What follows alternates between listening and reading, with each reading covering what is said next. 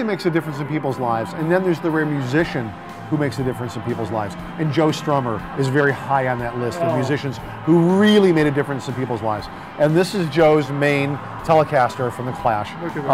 The classic is the sticker over there, ignore alien orders, which, I mean, there are tons of photographs and film and video of him playing this particular instrument. The black on it is actually, the paint is not guitar paint, it's primer, it's auto primer. The gray and the black are auto primer. That he literally had it done at a car shop. And this is it, man. This is... Is this the one on the London Calling? No, that's actually Paul Simon, the bass player, smashing his bass. Okay. We actually had that bass here for a number of years.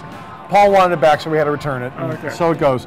But you know, Lucinda Meller, Joe's widow, has been very generous with us and allowing us to have this particular instrument. She hand carried this over here for its exhibit, and I met her, it's actually the day before we opened our Clash exhibit several years ago, and I met her at a hotel to grab this so I could bring it back here so we could literally install it, because the exhibit is open the next day. And she opened up the case, and I started to tear up.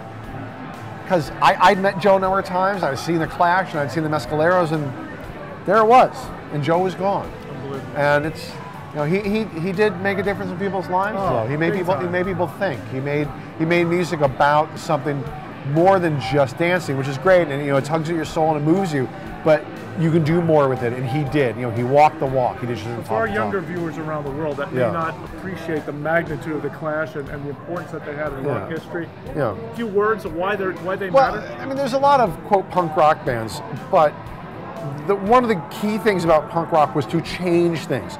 Not just wear clothes you could buy in a mall, or act like you're angry, or tattoo, or pierce, or change. I mean, that's all secondary. That's just crap that anybody can do.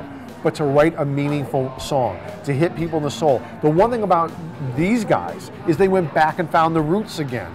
They went back. London Calling record is an American roots rock and roll record. It's not just 1, 2, 3, 4.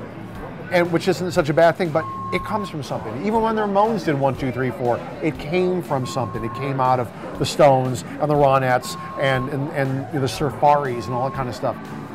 It's much more meaningful when it comes from a root, not just reference itself. And the Clash didn't do that. The Sex Pistols didn't do that. The Ramones didn't do that. That's why it's important. Go back and find where it comes from. It'll mean more. Howard Kramer, everyone, Rock and Roll Hall of Fame. Thank you very much. Thank you so much for sharing, being with us on Guitar Shop TV. Guys, come to the Rock and Roll Hall of Fame in Cleveland. It is an unbelievable experience, believe me. I concur completely. We are just scratching the surface, and hopefully we'll be back again. Thank you all. Thanks, Howard. Thanks, man.